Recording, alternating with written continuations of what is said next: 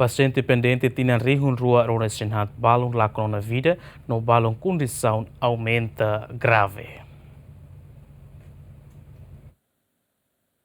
Ter informação no si família paciente balon da une paciente pendente tinha rua ronulu resinat ne bese da transfere balo tratamento e arailiur no balo condição aumenta grave. O si paciente pendente hirakne da une balo se vai se hospital nacional no balo decide fila ona bauma mas beo condição saúde ne be aumenta grave. Presidente Junta Médica reconhece paciente pendente hirakne halo tratamento cleur ona no médico sira precisa contato família paciente sira ou de halo reverificação ba diagnosa atuhare nível moras paciente siranian.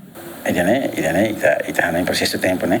Processo tempo também a altura taca tempo mais barato, depois processo né se Ministério da Saúde, depois íamos ita tem dívidas pode ser, então moras né conforme né tempo, né? Mas a mim continua bolo na fatem pacientes né ida por ida. Família e número de telefone mesmo que não vamos. Bem semana kutu kami membros magnes Dr. Antonio né, tá membros na em Tolu.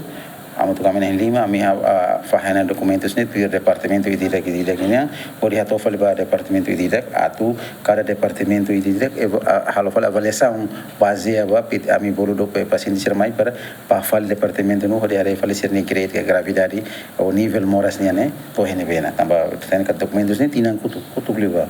Mas a avaliação para submeter os documentos teste fonte laboratório né atu né ami atu falba denas kata ok neste momento seria teste né baseado teste né seria status né to henena então para depois denas prepara os documentos e ami continua a indica para paciente né vai ao hospital e né Só vamos explicar para o hospital A, hospital B, hospital C, tirne moras. Presidente Junta Médico ne hateten ia processo reverificação ne balung hotuona hanesan paciente bebeza no reunião submete hikação para Direção Nacional Apoio Serviço Hospitalar.